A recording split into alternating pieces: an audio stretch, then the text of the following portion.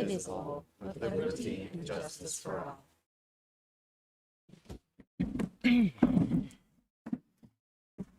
All right, roll call, please.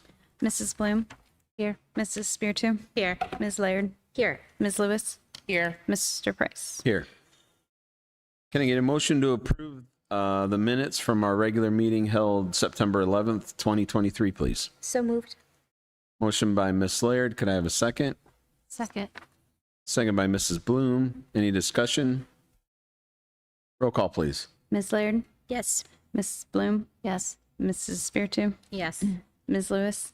Yes. Mr. Price? Yes, motion's approved. Legislative report. None this evening, thank you. Okay. No walk-on items tonight? No, sir. All right, moving on to the community.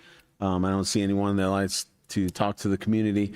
I had two quick items that I think would kind of fall into this. John gave me the information, and because it's a candidates luncheon, the Kiwanis has put it on a candidates luncheon, and I figure because we have two people that are going to be candidates, but also we have 3 spots for that'll be on the ballot this November. So I thought it was appropriate, but just wanted to get it out there for all candidates. So Kiwanis Candidates Luncheon, it's October 12th. It's at 11:45 a.m. and it's at the Elks Lodge here in town. So just wanted to let everybody know that. The other one is a quick reminder, and it has to do with some of our students. There is a fundraiser through Chipotle tonight for the group that is going on the Costa Rica trip. So if anybody happens to be listening, if you get Chipotle tonight, I think it goes till 8 o'clock. I think it's 8.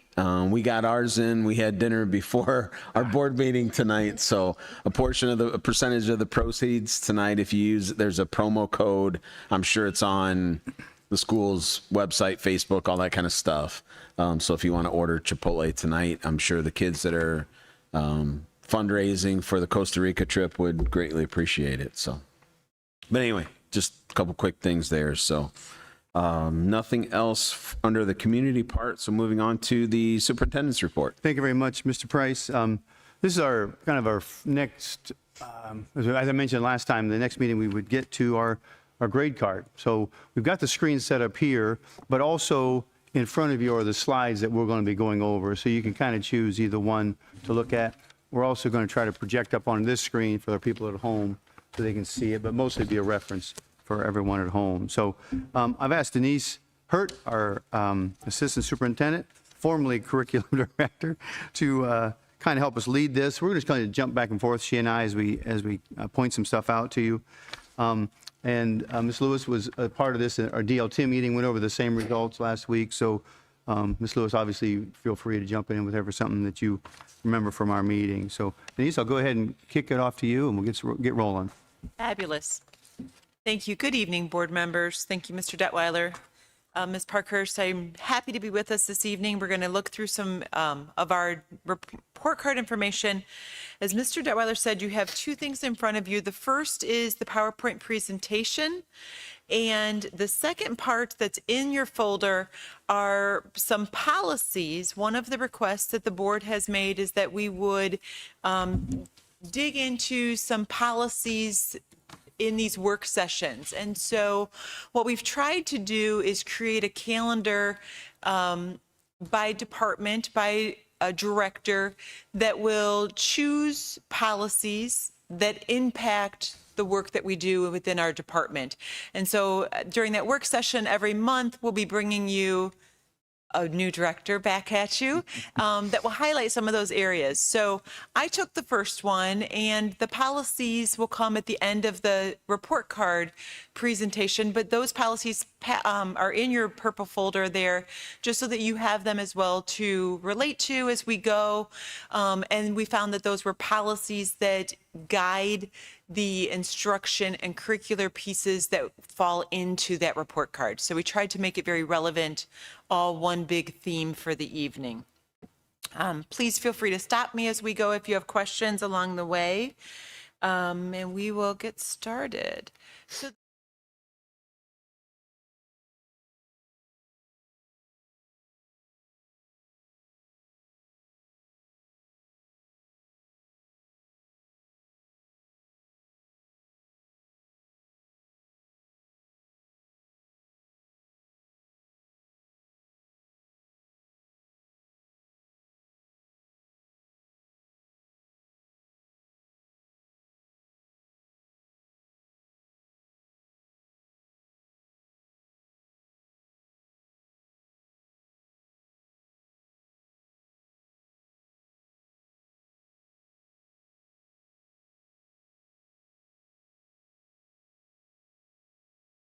site, you can really manipulate a lot and jump back and forth between various pages and reports. You can even flip. Once you're in that live site, you can flip from year to year.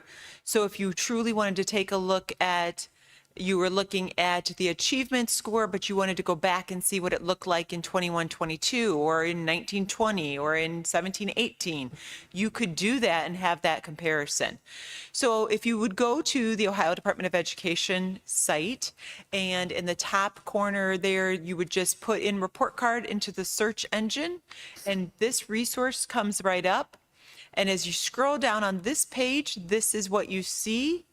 And if you click on that box on the top left corner that says find your report card, you then can type in any district or building in the state of Ohio, and it will produce for you that report card. So if you wanted to look at comparison districts, if you wanted to look at your local district, all of that information would be right in there. So very, very easy to locate that information and get started. So here we go, Fremont City Schools. This is our overview sheet of our report card. And again, I've just captured some shots of that information. This is not a live document. This year, the report card is providing us a overall component based on stars. That is out of 5 stars. Our district has earned 3.5 stars. And you can see there that these are the component areas of which are weighted or graded. That final one in the bottom right corner, that college and career workforce military readiness piece, that has morphed a little bit, and I'll talk about that as we go. And you will also notice that that does not have a rating scale. That component is not rated at this time. I'm just pointing out too that all 5 are met. You're a little hard to read there. I was but going to say, each- is there a way to enlarge a little bit? Because even the print is too tiny to Yeah. see. I don't know if we've got. I'm sorry, I can't enlarge it at this time. Okay. I could share it with you after, and then you could certainly maybe look at it in a little bit more detail if that's helpful. But Ms. Laird, I could, just because I know it well enough, the achievement is 3 stars, the progress is 3, gap closing is 4 stars, graduation is 3, and early literacy is 3. So each one of those then below in the green is, has met. I wonder if I could even roll that a little closer. Would that help? I think Corey's going to panic. He's touching this stuff. Or how about this, John? If you could just, since you're familiar with it, if there's something we can't see, if you could just tell us. Absolutely. Between the two of us, Two I of think us, we can. that'd be fine. And we could do that. Go sit down. If there is something that you need highlighted, please just ask, and I'm that sounds more than good. happy to. So is this color coded in that it'll automatically be green if Correct. it's met? That's right. And That's then, right. you know, That's right. yellow, red, whatever? Correct. Okay. That's right. All right. Correct. Question. And it's So- been a few years since we've had no red, so that's pretty exciting for us. So is there like a report of who's like at 3, 4, 5, like district wise? Like we have this districts that are like all 4s. There is a report that you can generate that would rank the districts across the state, so you could see who has the 5 stars and who has 0 stars or 1 star, and you could see them in that order. That is available online. The other component is within each of these components. When you are live looking at the document, you can also see comparable data. So you'll see in some of the shots that you will be able to see the state average. You'll be able to see our district average, and then you'll be able to see comparable districts. So the state, based on our demographic and geography, the way that our district looks, they create a list of districts that we are supposedly more comparable to. And so you can even see that. You could search for just that and say, okay, how do we fall? How do we look in comparison to districts that look like us? So yes, all very possible. Thank you. Okay, so that first component is the achievement component. Achievement allows us to look at how our students did on those big spring Ohio State-wide test. This is a capture of data that looks at 1 or 2 days, depending on how we broke those tests up. It is by grade level and content area, and you can see very specifically. I know that that is small area to see, but our 3 stars overall continue to move us forward. Our total percentage there is 71%. That's our average. That's out of 108. The more passage areas we have at grade level and content area, the more points that will bring us.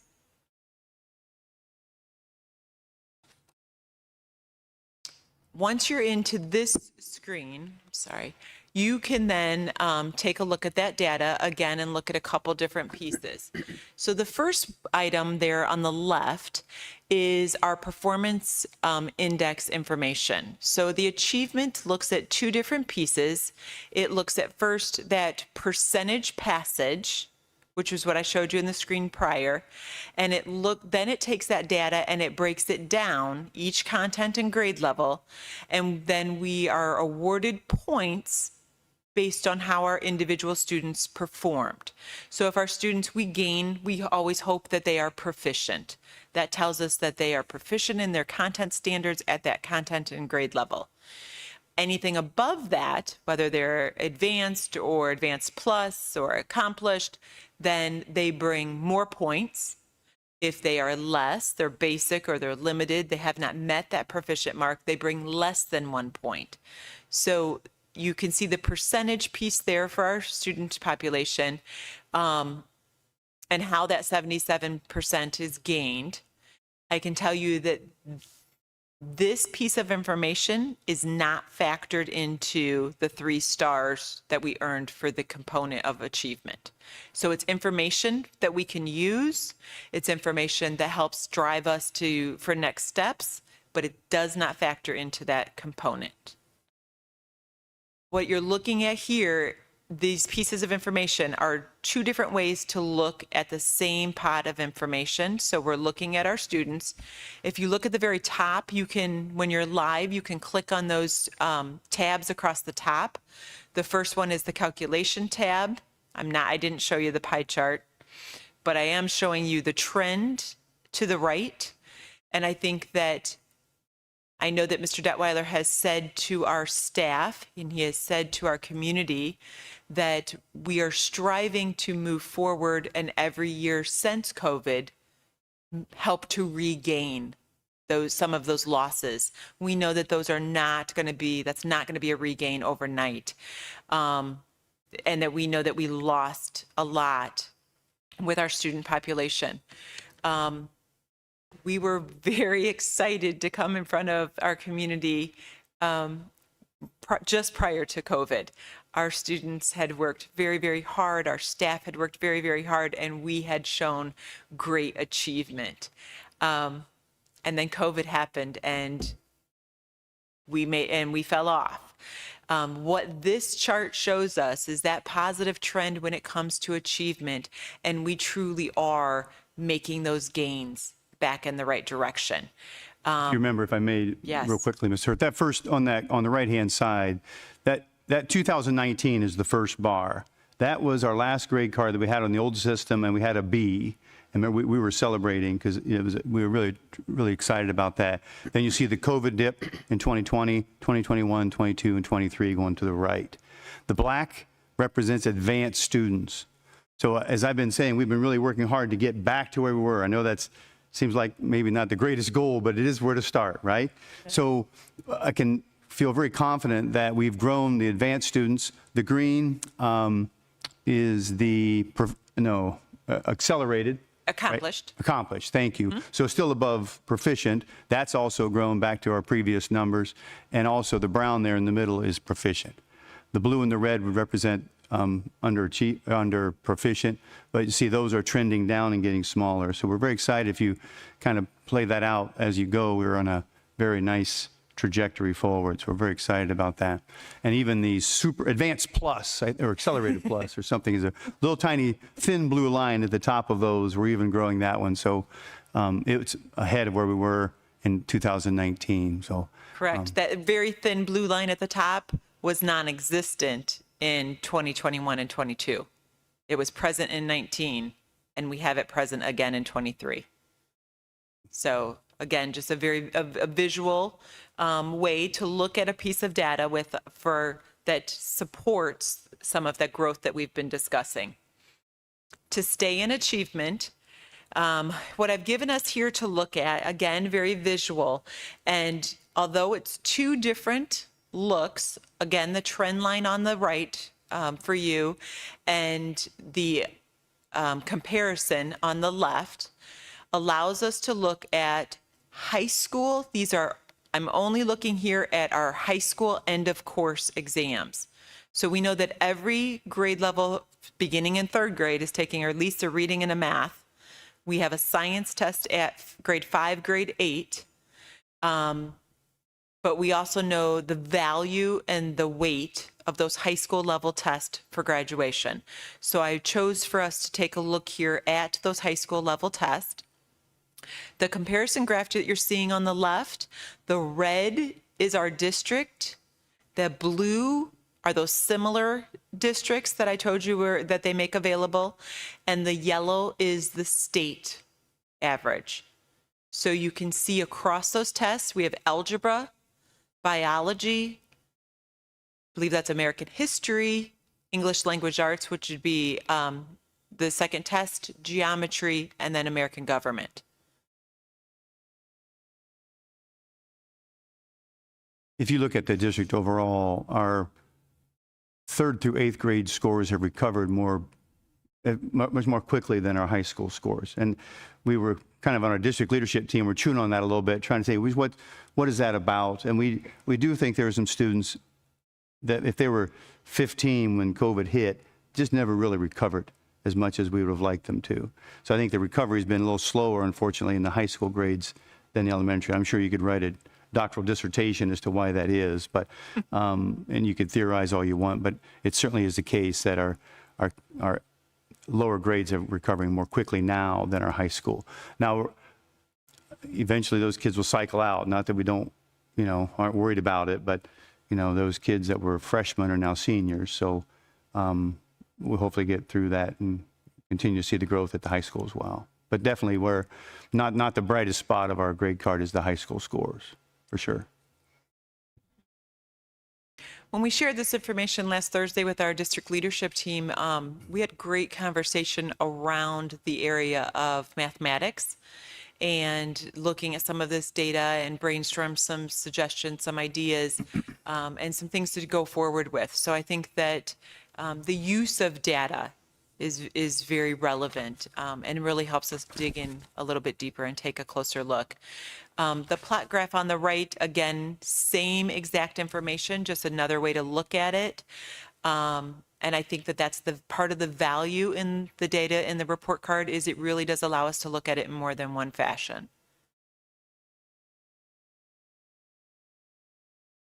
Okay, the next component is progress. Achievement, remember, is what we just looked at. That is a snapshot in time. It's a one day of a test.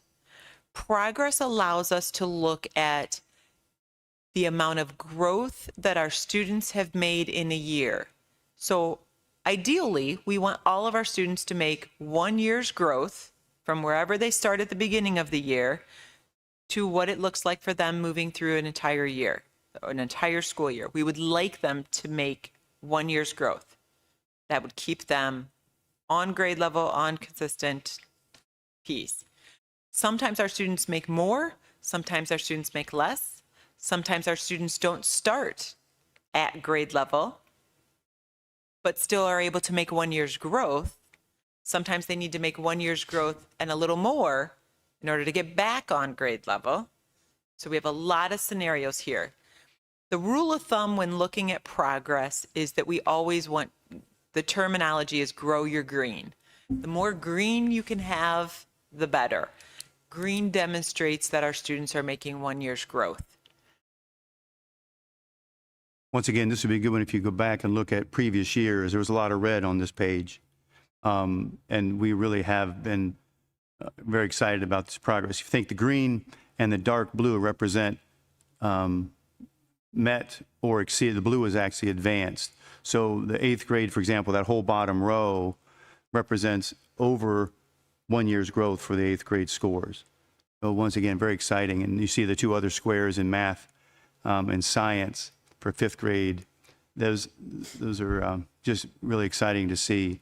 Now, the 2 orange ones there would be ones that are not at the green 1 year's growth level.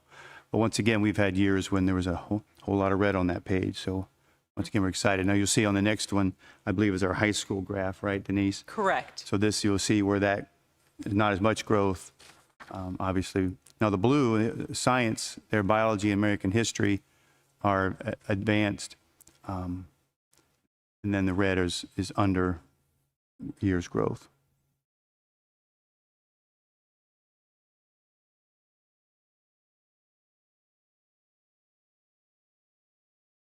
Any questions about progress or the comparison between achievement and progress? I have a question. I don't know if you can answer it. What are they doing different or extra to help them with their growth? Do you have any examples?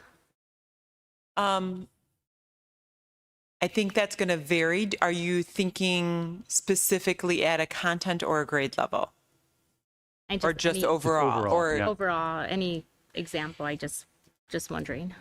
One thing that I think that we are doing well across the entire district is the usage of some of those additional ESSER dollars and supporting our focus intervention tutors. So we have tutors in place. Every building this year has 2 additional staff members that are there all day, every day, and are utilized to provide specific targeted intervention with students. And I think that is greatly going to assist providing those interventions to help close that gap and move us forward with that positive trend. I think our iReady data too, I think our principals have really done a better job of taking that, the kids get on very regularly and do the iReady math and English. And then our principals sit with teachers and say, okay, who's where, right? And then try to identify those kids and get them.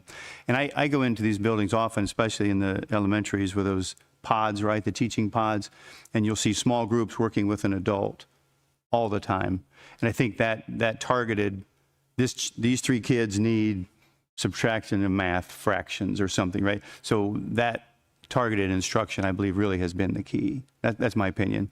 I mean, and once again, it's a fuzzy business, but that's my take. I would agree. And when we started looking at some of the preliminary data that came early in the summer and then throughout the summer and waiting for this final realm of data, we took a look at what was working very well in some of our buildings. And we do have some standout areas. We have some exemplar pieces.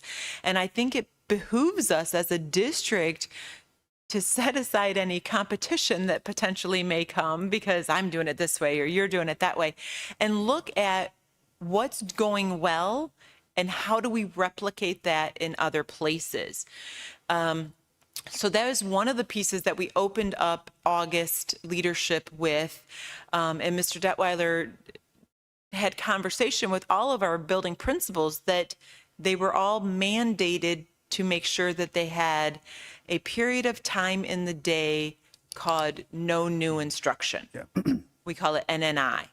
So there's an intervention period built in at every grade level somewhere in the day that allows for no new instruction. We are not pushing forward. We're not right now. We're setting aside a period of time where we're not going to teach anything new, but we're going to make sure that we can bring as many children as we can up to where we need to be.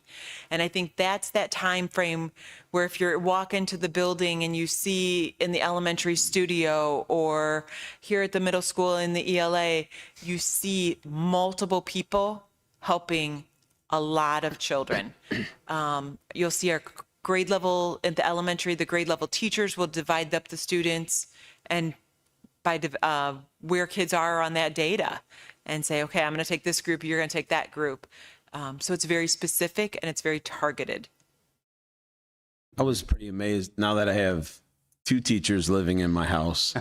You're really outnumbered now. I know, but both my wife and my daughter, after this school year started, they really, with the iReady thing, that's a pretty amazing thing to me. And I get that it's something else to do, and I understand that part of it. But as they're going through it, you know, I'm hearing the conversations, or they'll pull it up on their computer at home and stuff, and we start looking at it. I'm like, do you guys realize what you have at your fingertips? You can pinpoint a specific student for a specific part of math at any given point and know what that student needs without really having to do a lot because it's already in there for you. It's so much more efficient with your time, absolutely. Yeah, so I think the more, because that's only been in place a couple of years now.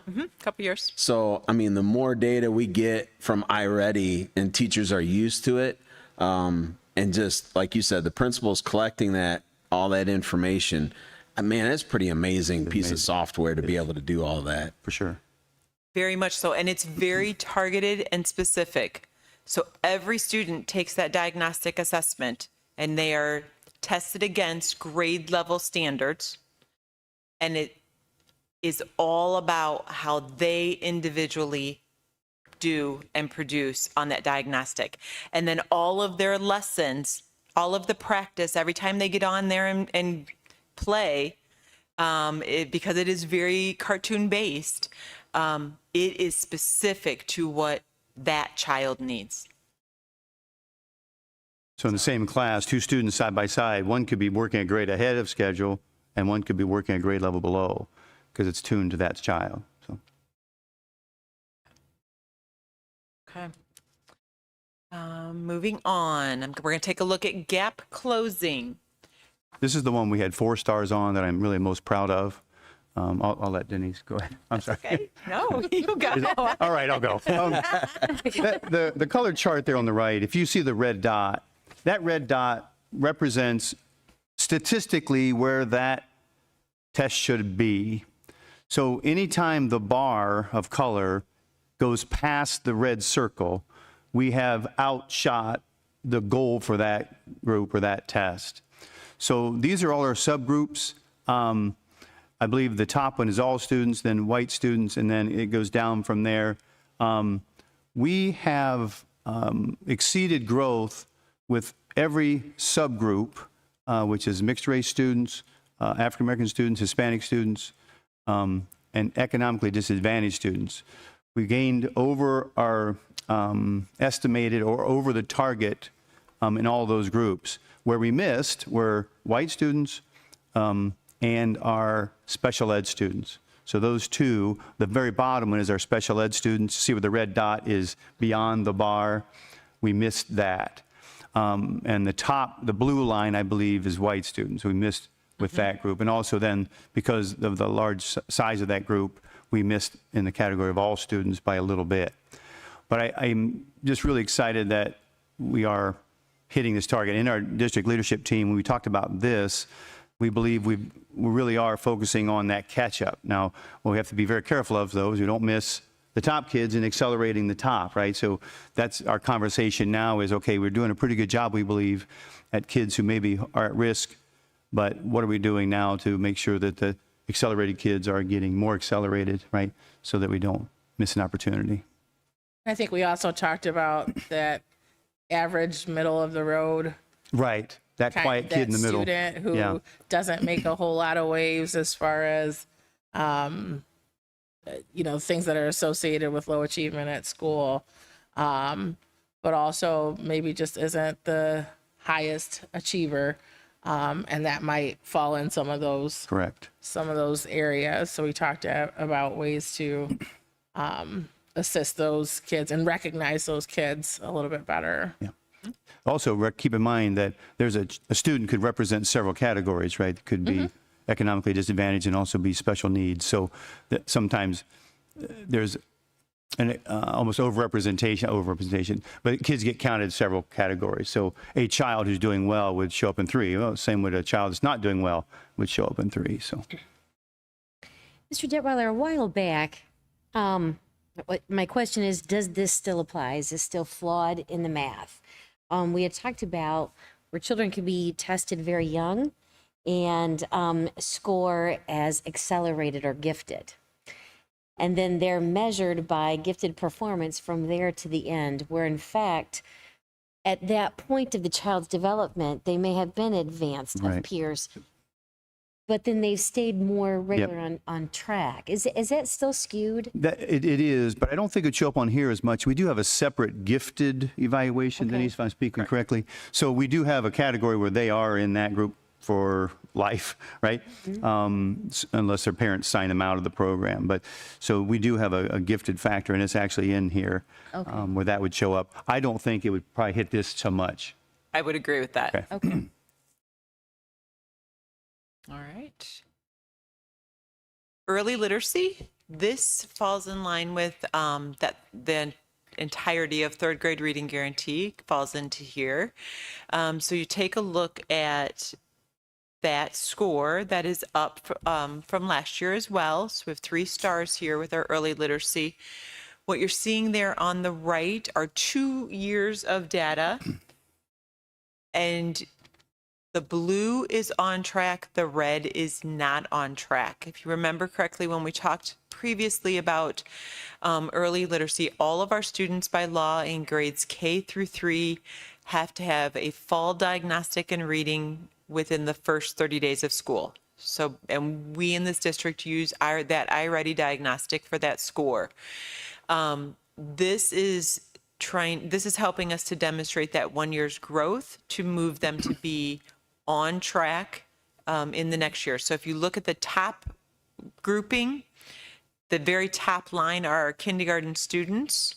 If you would magically pull that down to the second grouping, they would be that second group of students. So it's the same cohort of kids. We can see 2 years here. Remember that we do collect data on that diagnostic 3 times a year. The only piece of data that shows to this report card is the fall screener. So even though we collect data throughout the year and we use that at a local level to drive our instruction and intervention, what comes here is only the fall data. So that top line on both, the top group is 21, the bottom is 22. So there's your comparison. That first line is based on a fall score for a kindergartner that we've had for a couple weeks. So there's really not much that we can do about that or even own some of that, obviously. And we do a lot of early preschool kind of stuff, obviously, but it's not real reliable. So, and then below that so that first line in the top represents the same students in the second line, first grade in 22. So that's how you can kind of compare that. So even though it may not look like there's a lot of growth, you have to make sure you're comparing the same group of kids top to bottom for the next year. I wish the community could be better informed by the state requirements in this way. That first line is kindergarten, 30 days in there. Right. Yeah. I wish that right next to it, it could state in that school district, what's the percentage of the population that attends preschool? That's where access and economics matter.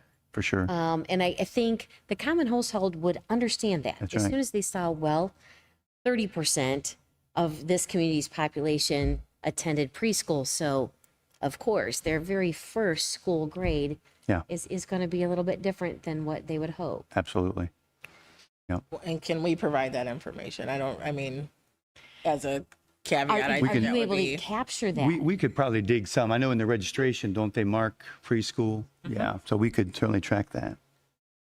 We also had some, I'm sorry. No, go ahead. Some pretty spirited discussion at the DLT meeting about why does the state use the fall test scores as opposed to like the spring, despite their grade level. It would just seem that if you're measuring the progress of the child, you would do that at the end. You take the test at the end of the chapter when you get done in, history class or math class.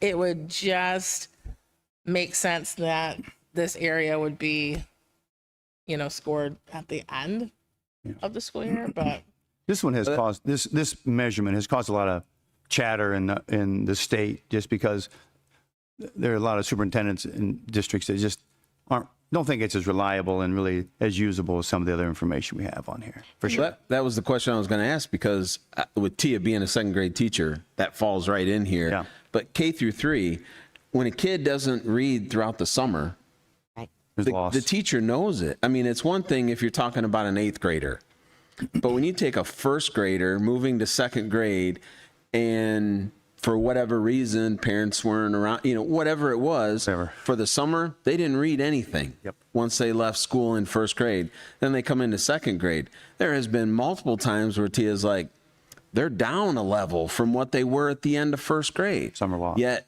30 days in, we get to do this, and this is what we're graded on, Right. which in kindergarten through 3rd grade, that's when they're just learning to read. Yep. So it doesn't make any sense to me whatsoever. I agree. Why not the spring?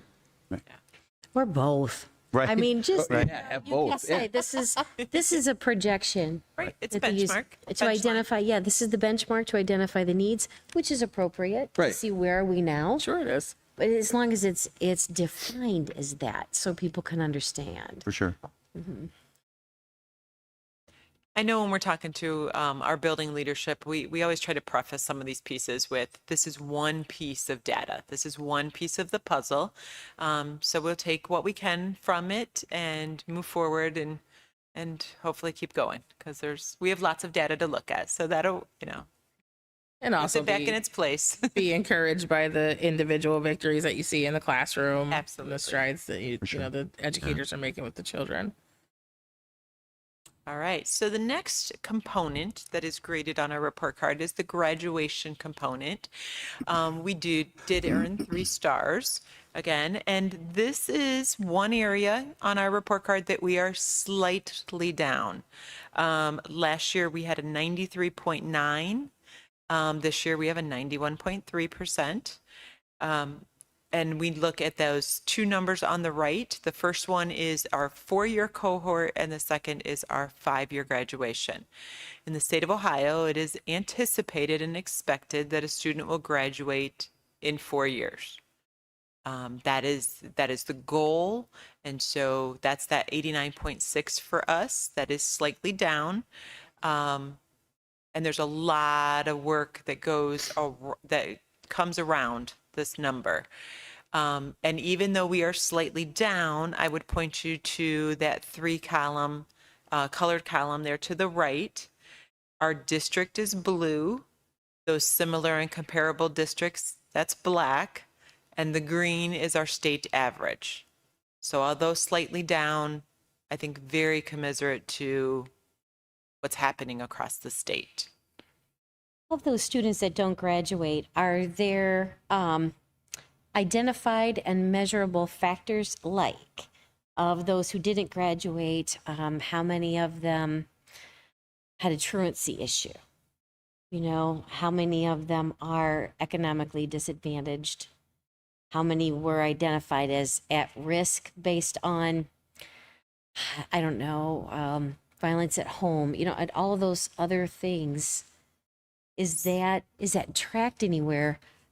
I mean, some of them are. I mean, economic factors. I think you would know Local if a student was pieces we would- identified at risk. Yes. But it seems to me that those are things we would want to gauge. To see is a community factor on the rise. Yeah. And I think there's probably 2 sets of students here. There's the ones that we've had the whole time.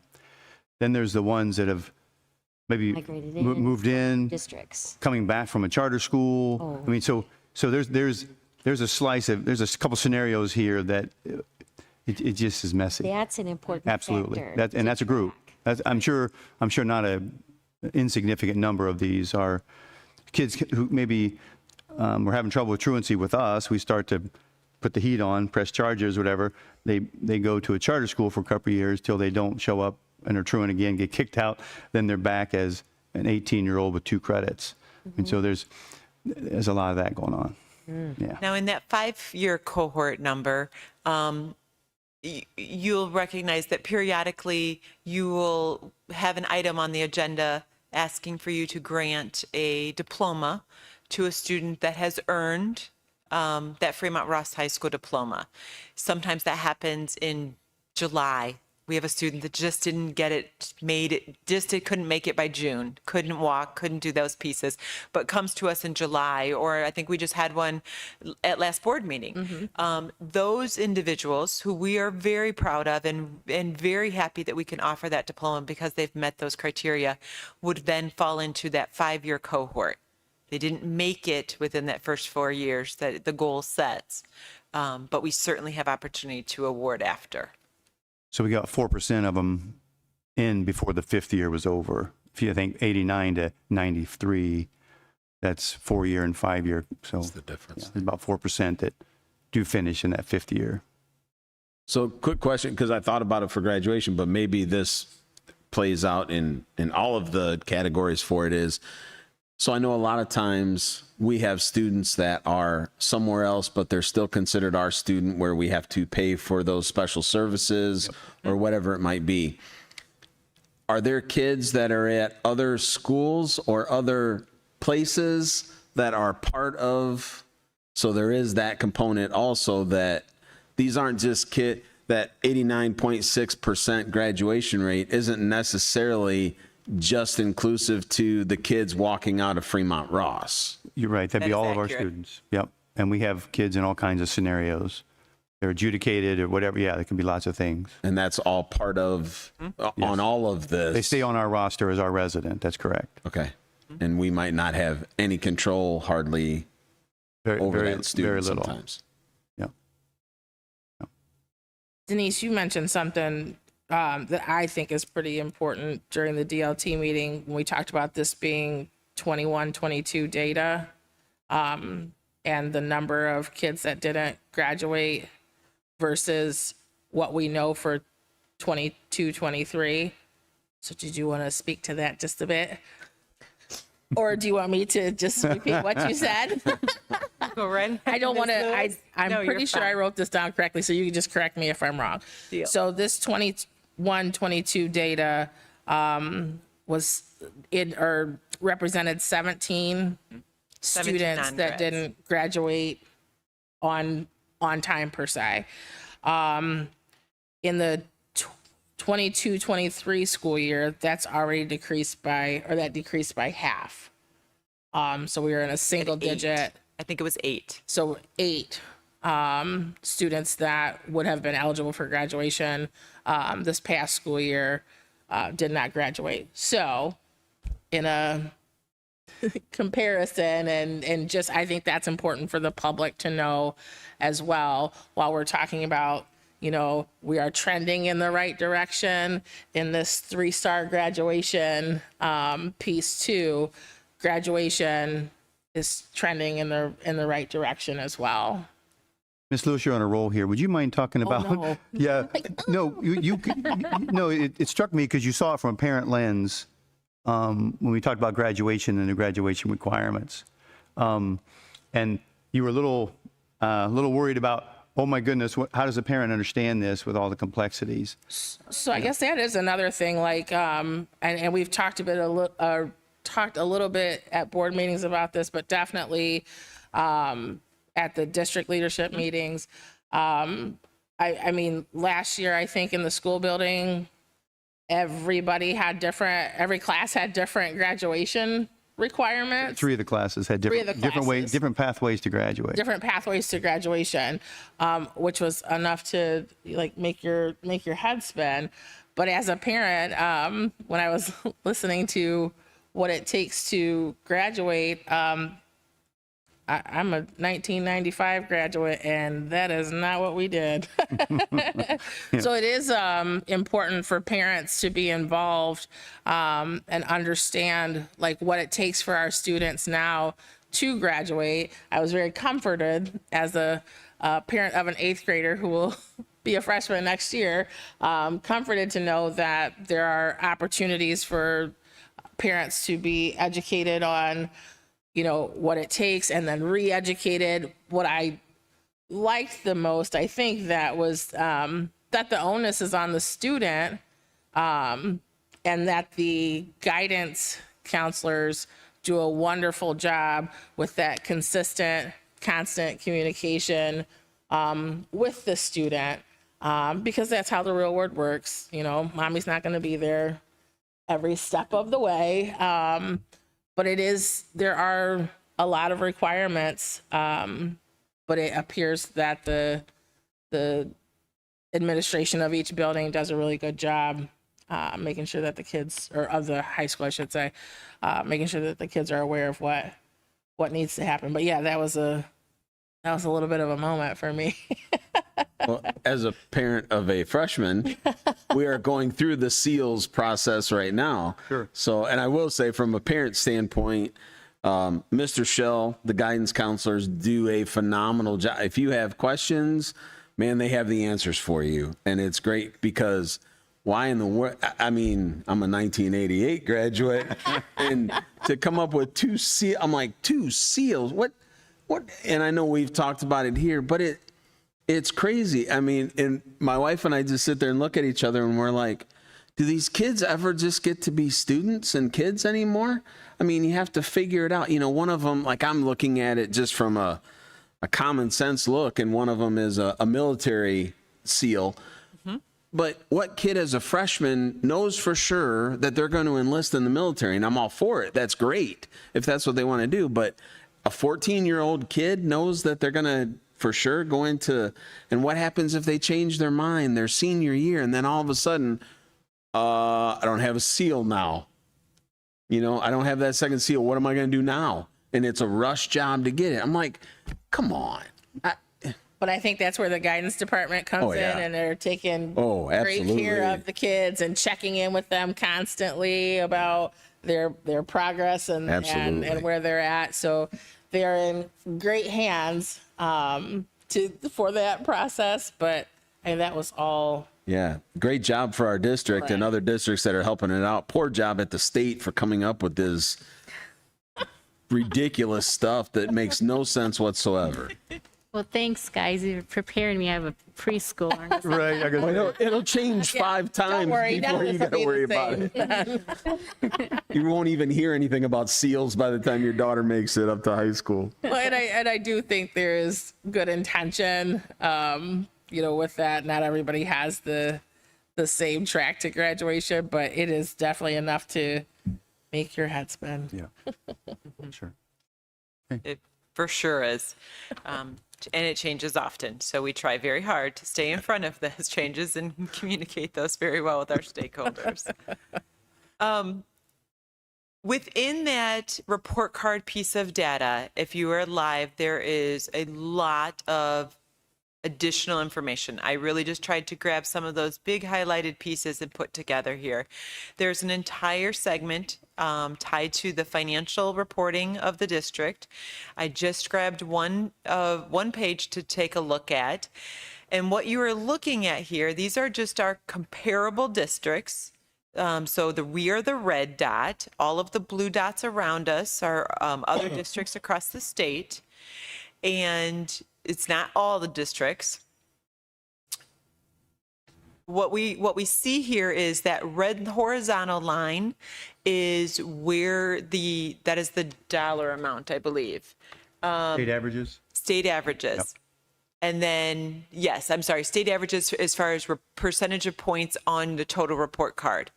The vertical red line is the dollar amount per pupil that we spend for our students. And again, that is set at a state average. So ideally, we would like to be in that top left quadrant that we are seeing a bang for the buck of the dollar we're spending per pupil. I am highlighted here. I am very excited when I look at how close we are to that upper left quadrant, which is where every district strives to be. that we are balancing between the dollar we're spending per pupil and what we're getting in exchange, what our students are able to produce. On the live version, you can hover over each dot. It will tell you what school is represented there. I don't remember, but the district you don't want to be is the bottom right, because they are spending more than average considerably and are underachieving compared to the state average significantly. So But is there a way to find out of those districts, does it show you what percentage of the dollars received total is covering state mandates alone? My point there is this: if 95%, if based on the revenue that you get, if 95% of that is covering all of those state requirements, you know, student to teacher ratio, social workers, so on. sure. You don't have extra dollars to go up. Right.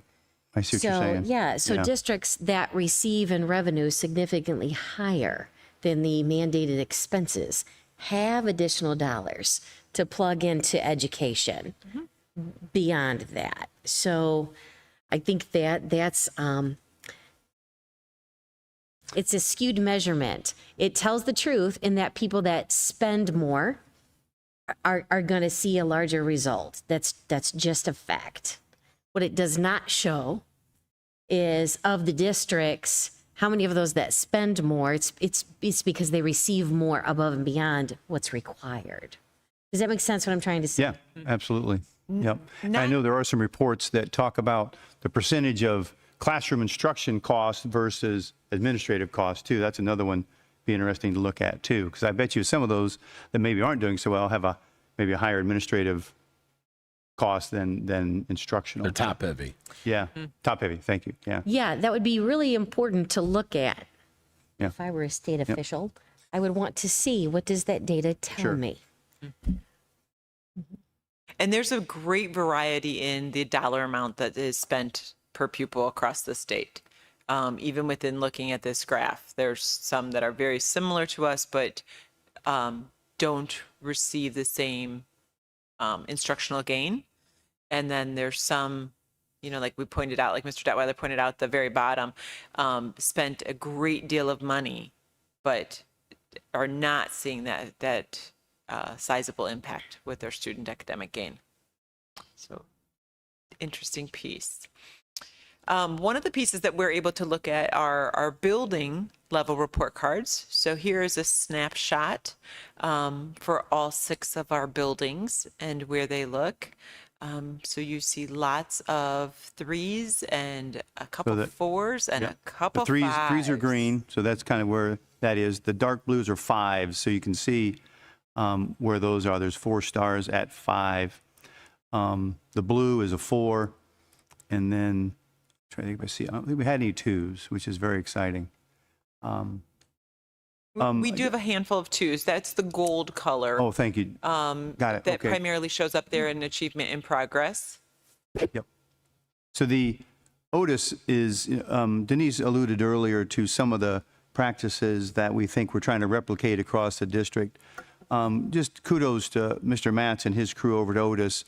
They had a 4.5, right, for a building average. So just a tremendous accomplishment for them. So we've been praising them and thanking them, but also in our fall retreat with the principals, had an honest conversation about, okay, Josh, what do you think is happening over there? What can we replicate across the buildings? And one of those things was what Denise alluded to, was his NNI time, that no noon instruction, just a break. Okay, kids, what don't you know? So we take the iReady data, what don't you know? We kind of reteach something where the gaps are, and then proceed again. So that's an example of that. But I just wanted to make sure that we shout out to him and his crew over at Otis that they've just really have done a great job. Everyone's done a great job, but they really have shown this year. Absolutely. All right, so that brings us to some of those policy pieces. So in your purple packet, you have a copy of these policies, and I just tried to choose some items that definitely impact my work within the curriculum and instruction, but I think also tie into some of the things that we've discussed this evening with our report card data. What you find on top is IKF, which is the graduation requirement. And I thought that would be one that we dig into just a little bit and have some conversation about. We've already gotten into some of those pieces, so maybe we'll move a little quicker. The other items that are in that packet are AE looking at that big picture of school district goals and objectives. IA and IAA, which are the instructional goals and objectives. Those three policies very much lead us as a district when we're looking at our strategic planning. These are the big picture pieces that I think lead everything that we do in creating that vision and that mission and those strategic objectives and action steps, the work of our district. And it is truly, I think, kudos to our board and for sharing all of those pieces with our entire district, because I think all of the work that we are going forward here in the middle of this 3-year strategic plan leads us through to make gains that will show in that report card. So I think that those are the big picture pieces that are your policies there. I did throw IGBEA in and its regulation, but I chose not spend a whole lot of time on that this evening because that's going to come back to policy soon enough, because there were changes in that law that are part of House Bill 33 from July. So I think that policy is going to come back to us with some OSBA recommendations soon. So there brings us to what I put right on top in your packet, and that is IKF, graduation requirements. And if you want to take a look at that, I thought it would be helpful for all of us to have a little conversation, and for our viewers at home to actually understand a little piece of what does it take to graduate from Ross High School in 2023. And the first big component is that our students have to earn their credits. In Fremont City Schools, they have to earn 21.5 credits that they earn from successfully passing their courses, beginning sometimes in 8th grade, always in 9th grade, and accumulating those credits as they go through senior year. A few available in 8th grade, right? Yes, Right. yes. Some of our students do begin those in 8th grade. They can get their English 9 credit. They can get their algebra, their math credit as well. If you look here, it will tell you within that district minimum how many credits by content area, and where you see it specific, that comes straight out of law. So if it is specific that they have to have government as part of their social studies, or one credit has to be, at least half has to be world history, that comes right out of the law for us. All of those pieces are in that policy. So the very first thing our students have to do is earn credits. The second thing is our students now have to demonstrate competency. That is the language in the law, and you see that in your policy. To demonstrate competency, the first two primary ways, and that is, I'm on page 3 of 4 at the top. The first two primary ways that students demonstrate competency is successful passage, proficient or greater on English Language Arts number 2 test, and Algebra 1. So typically those two tests are taken in freshman year and sophomore year, and students successfully pass those and they can chuck up their competency. There are additional ways that can be substituted in. They could earn passage at successful completion of a CCP course. They could, to Mr. Price's piece, they could demonstrate competency with the military enlistment and successful passage of, I think it's called the AFAB examination there. Or they could demonstrate their competency through their career readiness skills. And typically our students do that with our partner Vanguard. So one way or another, a student has to demonstrate competency in addition to earning 21.5 credits. So again, to going back to Ms. Lewis's response, this can very quickly become very individualized. So our counselors spend time in that big group session, having a class meeting and sharing pieces of information, and then they double back and they meet with kids individually to help make sure that we have that pathway for competency secured. The third and final indication here for graduation must be those graduation seals. Every student needs to earn 2 seals in the state of Ohio. 1 must be a state seal. 2 could be state seals. You could do 1 state seal and 1 local seal, but the law does specify that 1 must be a state seal, and those you see listed as well. So we try very hard to give all of this information in our course description guide. We make sure that we have some parent meetings. We make sure that we're meeting with our students. It's on our website. We answer lots of questions as they come. But graduating in the state of Ohio it's multi-layered. There's a lot of pieces and parts in here. Back on page 2 talks a little bit about those honors diplomas. We have students that want to excel and keep striving for more, and there are pieces of those built into this policy as well. We chose this one. Our intention going forward with the policies by director or by department is to hit the ones that we have to look at a lot. So this one is hot, obviously. You get a child close to graduation, and there's some families that we're counting credits down to the wire, and we're doing a couple more credit recovery classes online. We're doing a few things. We're putting in some extra time to get a seal. So this one is one that we refer to directly all the time as seniors get close to graduation. So we just thought it'd be an important one for the board to kind of know as much about as possible. To Tom's point earlier, where, expecting a very young student to make a military choice and commit to that for the entire time and then have to pivot last minute should they change their mind. Some of these kind of follow that same thing. Sure. Could you give us example of 2 of them that can be achieved without the student having to commit to this one direct plan all 4 years of high school? Absolutely. If you take a look at the science seal, for example, that is directly tied to our biology end of course exam. So student may take biology sophomore year, maybe junior year, some in freshman year, and it is the result of their score on that assessment. So it's very singular.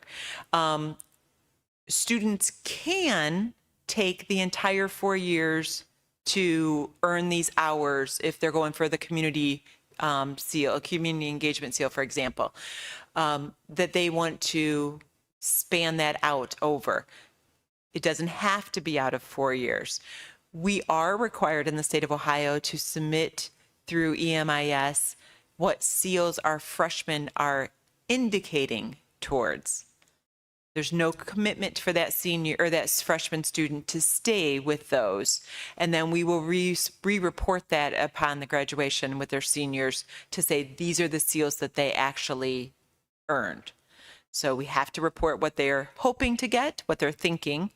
But again, by all means, I think that they don't always know or they're not sure, and that could certainly flip by senior year. The other one that is the citizenship seal is very similar. Those are both state seals, and the citizenship is tied to that government assessment.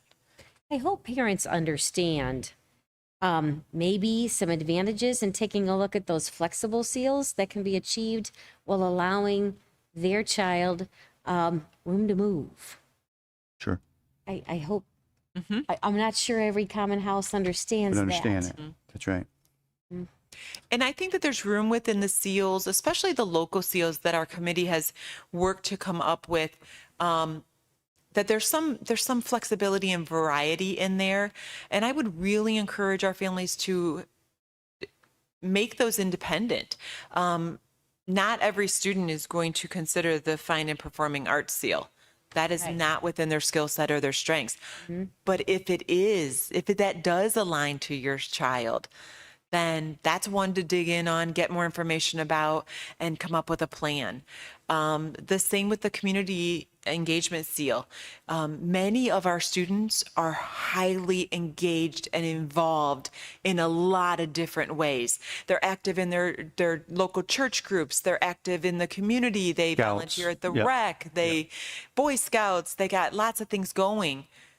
Many times there's a project there waiting that just didn't get connected. And many of our students, I think we will see, will graduate with way more than 2 seals. I remember some pretty involved conversations. I think it was the student engagement seal, because we were trying to decide if you were counting, maybe if you're on an athletic team, how many athletic teams and how many years were on your athletic, so we tried to, I think it was a locally generated seal, wasn't Correct. it, Denise? Correct. So that conversation was, we didn't want to put it out of reach, or maybe not too much, but also it had to be rigorous enough to be valid that we really thought that was a part of your graduation requirement or part of your high school experience enough that would qualify. So the locally ones, Denise, can I put you on the spot? Maybe could you? See. They need one state and one local. Correct. At least one. They could do 2 state, but yes, at least one has to be a state. That's right. Correct. That's correct language. The local seals are the fine and performing arts, the student engagement, and the community, the ones at the last 3 Those at last the 3, bottom. yeah. And the law allows for local districts to have choice there. We didn't have to create all 3.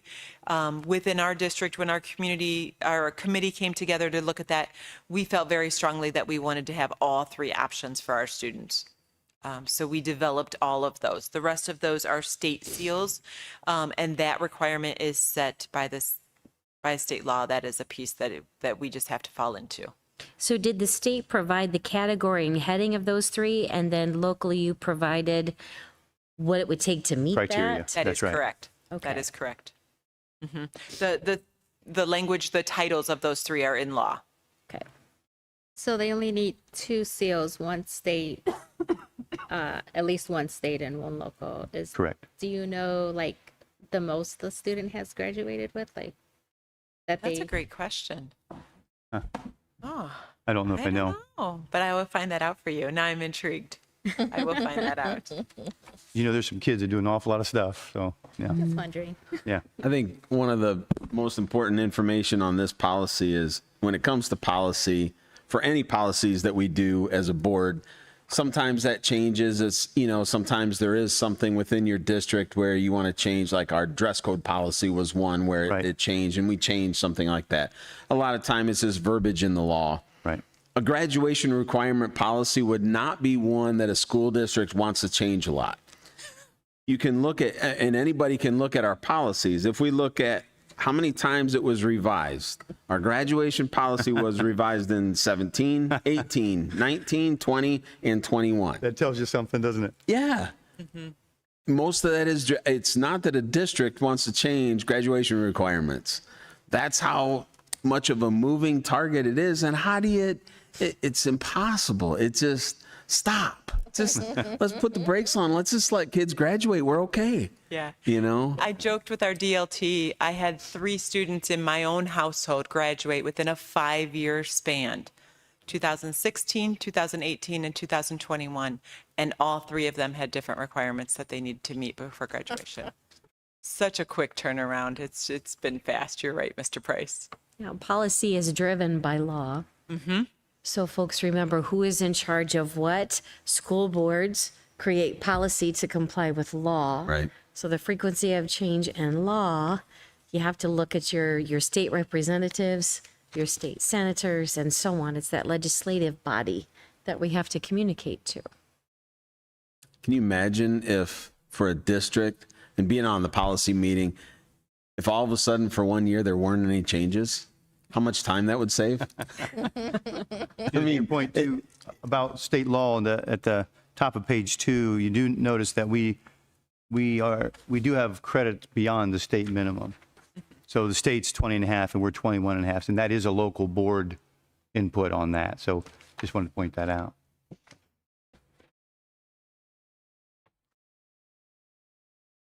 Any other questions for me this evening? This was very informative. Thank you. Yeah, thank you very much, Denise.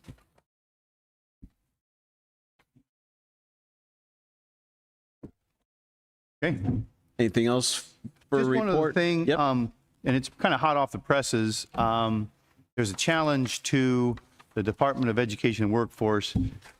A judge actually, I think, decided maybe today or Friday that they had to put a hold on that, moving the whole Department of Education into the governor's office.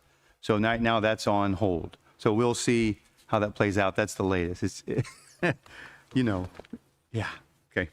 That's all I have. Everybody saw that one coming, right? Right, I'm sure. right. I mean, For sure. that's par for the course, pretty much. Okay. All right, Mr. Price, for your permission, I'll continue on. Yep. All right. Moving on, Board, thank you so much. Item 1 is our approval of donations.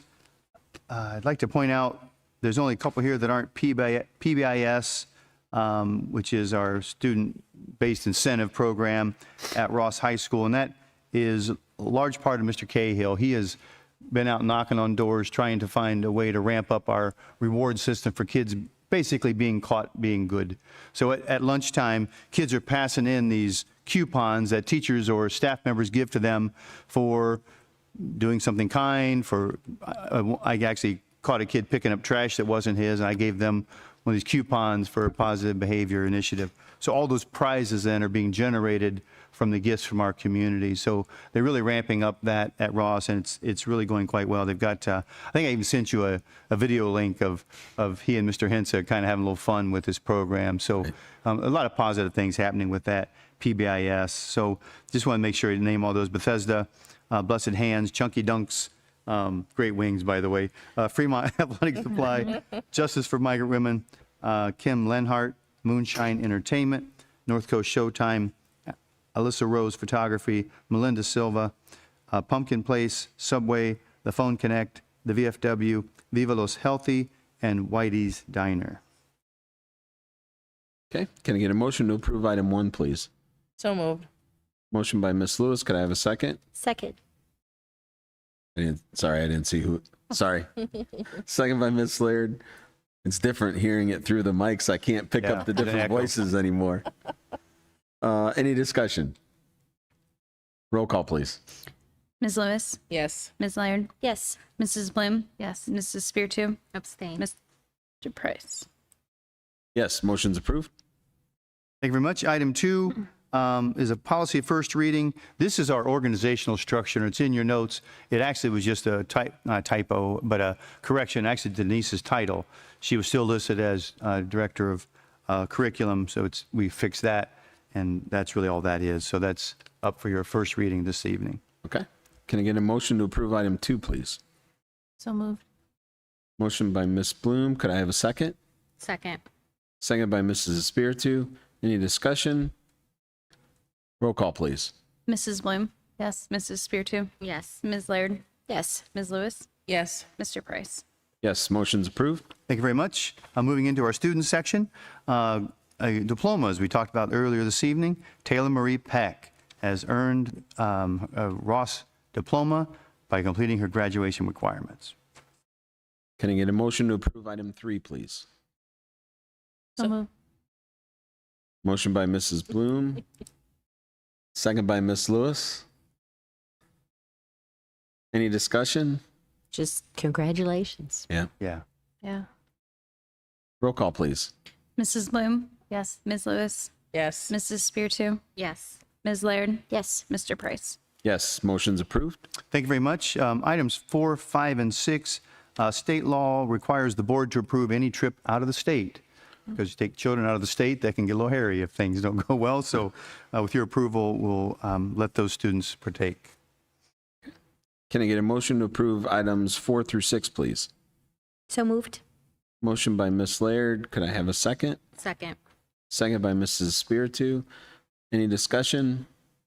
Just thank you to the teachers and advisors and volunteers to take the kids on these experiential adventures. That's great.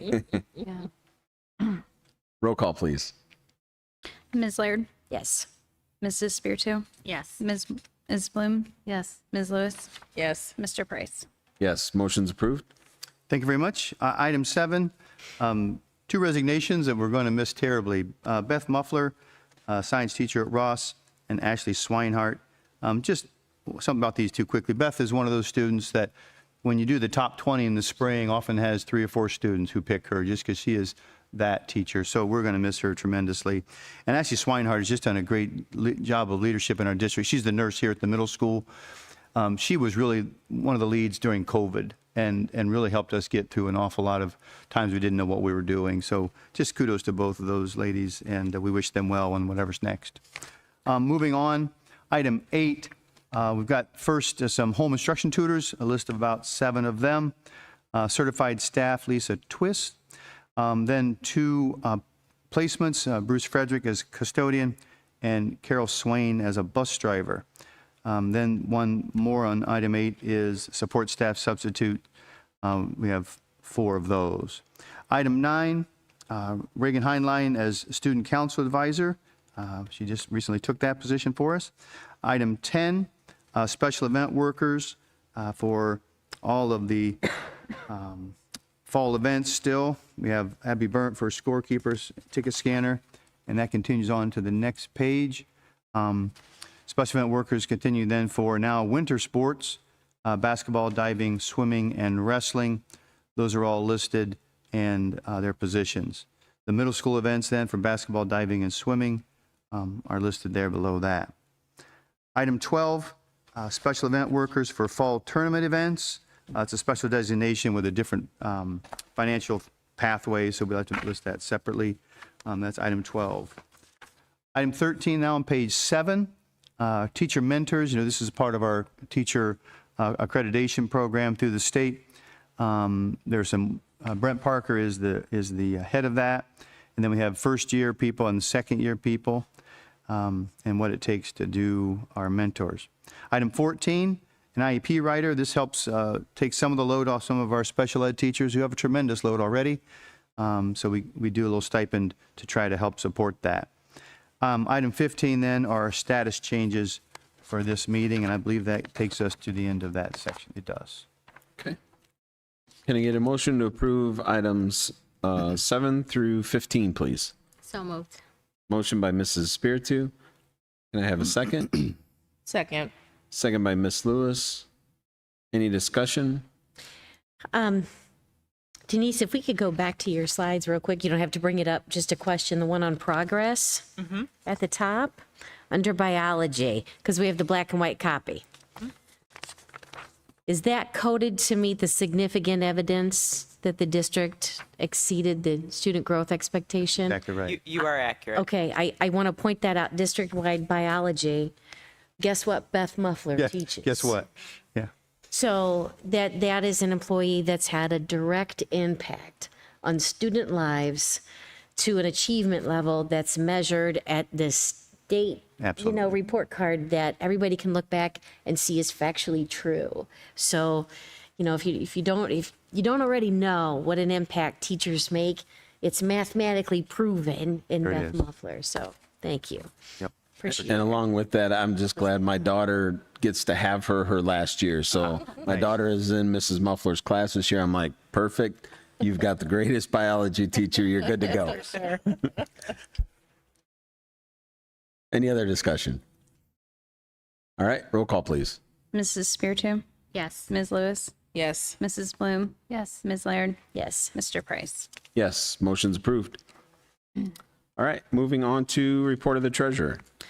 Since we've just had a very quick meeting tonight, I'm going to go really in depth in the financials tonight. Fill in some gaps. Yeah, just really dive Talk about gap into- closing, right? Yeah, if you would love to. Okay, Mr. Detweiler said no. Just a couple things I wanted to point out real quick. It's August, we're only 2 months into our year, so there's not too much activity going on.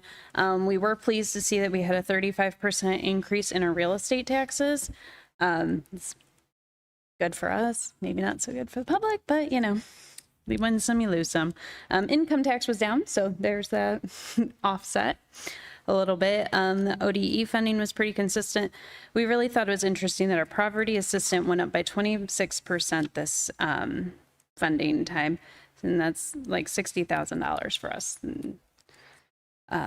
Interest is up $121,000 from compared to this point last year, which is just insane to me, which I'm sure Ms. Laird, you see that every day, but It's a different world than it it's was. just insane what interest rates are doing right now.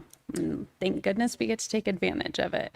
Yes, it's definitely a benefit for those that are trying to earn interest on funds. That's sitting a little tough for those who want to borrow. Oh, yeah. But I think the last time the Fed just met, they kept it the same, but they're kind of anticipating one more hike this year. Anticipation there. Yeah. Not predicting it, but Sometime before the end of the year, possibly another increase. But And then for our expenses, I do want to highlight, it shows right now that as of the end of August, our salaries were down 6%. Don't expect that for the rest of the year.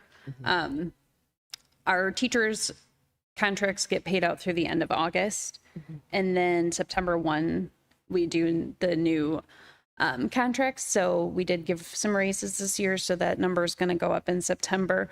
9-month classified support staff, also, they don't really start getting paid again until September. So again, those salaries aren't showing up in August. So don't be shocked when I come back in September and go, salaries have gone up. So just wanted everybody to be aware, salaries currently are down by a little bit, but they will be going up just a little, something to look forward to, I guess.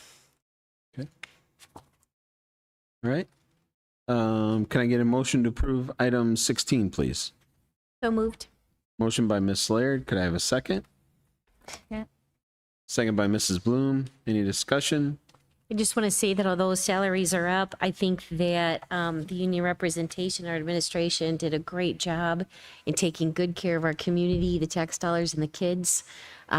They've always worked very well together to make sure we're taking care of everyone and staying within the means of the community. So thank you. Okay. Roll call, please. Ms. Laird, Yes. Mrs. Bloom, Yes. Mrs. Spiritu, Yes. Ms. Lewis, Yes. Mr. Price. Yes, motion's approved. Moving on to board member communications. Lori. Well, thank you for all the donations, and that way the kids can get their awarded for good behaviors. Denise, thank you for your presentation. It was very informative. It'd be very interesting to get on there and go through it. Congratulations to Taylor on her diploma. And all the special event workers and the mentors and all the people that are willing to give extra time and to help the children and to take them to other states or other out of sight of the school events. I think that's it. Mary Alice? I also like to thank the community for the donations. I mean, they're always helpful. And I think I want to participate in giving those tickets It's out fun. for stuff. That Get your sounds like Tootsie Roll fun. or something. Yeah. Yeah. Congratulations to Taylor Marie Peck for receiving her diploma. Thank you, Mrs. Hurd, for the presentation tonight, and for the staff and the students for working hard to bring the grade card back to where it was in 2019. And I know soon they'll pass that and we'll have even a better grade card. Okay. Chantel? Also, thank you for everybody who contributes to the district in each and every way, items, time, money, prayers, whatever you're pitching up for our kids. It's much appreciated, and it shows. It's showing in their academic achievement. And like you lady said, congratulations and thank you to the teachers that contributed to that achievement. They want to give a special shout out to the children themselves. You know, when you look at coming out of COVID, everyone was impacted, but I think the children of school age years were impacted more than anyone with absolutely no input on what was to happen in their condition. They had to show the rest of the world how to make the best of what you're in. And they did. They really did. Fights were down, all kinds of things. They rolled with it. And this is a reflection of their spirit of rising above and moving past, the past of what had happened. So Fremont's children, I've said so many times, are pretty special. And this shows it. So go Giants. Sarah? Before we meet again, we will have homecoming for the high schoolers, which is an exciting time. So I encourage all of the students to participate in all of the events leading up to it, and if you can, attend the homecoming dance and just make the most of your high school years here. We are quickly approaching midterms for the middle school and the high school, which seems almost unreal to be saying. It feels like we just started school about 15 minutes ago, but here we are. So I just always like to give parents a little heads up that those things are approaching. Another plug for utilizing Progress Book. It is truly the best ammunition you have as a parent to know what is going on in the classroom academically with your child. Additionally, I know sometimes Final Forms when you get those 800 emails from Final Forms a day, but they are truly a survival tool.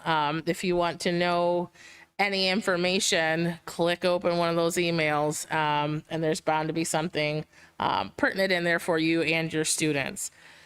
I had the opportunity to participate in the Starts with Hello activity, or one of the many activities that happen in our district. What a cool week. We were invited to welcome in the middle school students last Thursday, something. I'm telling you, I hire me to do that every day. I'll do it for free. It is just the most awesome experience to be the first people that kids see when they walk in the door, and just give a smile, give a high five, just to have a great day, just to start the kids off. Some kids walked up like, what is going on? Because there's all these adults, and we're all excited, like, hi, and they're like, oh. But many of the kids, or the overwhelming majority of the kids, definitely engaged with the adults, and I think they thought it was a great experience. So thank you to Ms. Widmer, the sixth grade counselor here at Fremont Middle School, for the invitation. Thank you for the community support with the donations, and congratulations to Ms. Taylor Peck on earning your diploma. Congratulations, Taylor, on your diploma, putting in that work and getting that diploma. Thank you for the donations, especially for the PBS program. I think that's going to be a great thing when we can impact positive behavior. It sounds like it's only just at school, but we know that goes on and out beyond school. So if we can start it in the school and they get a little reinforcement, they get a little coupon for something or whatever that someone donated, great. It just shows reward. So if we can keep that going, that's a good thing. So fall, it's busy. All the sports, some of the sports are starting to wind down already and start having all their tournaments and homecoming and everything. There's so much to do and see around the district. So good luck to everybody this fall. So with that, no reason for executive session tonight. Can I get a motion for adjournment, please? So moved. Motion by Ms. Laird. Can I have a second? Second. Second by Ms. Lewis. Any discussion? Roll call, please. Ms. Laird, Yes. Ms. Lewis, Yes. Mrs. Bloom, Yes. Mrs. Spiritu, Yes. Mr. Price. Yes, motion's approved. Meeting's adjourned.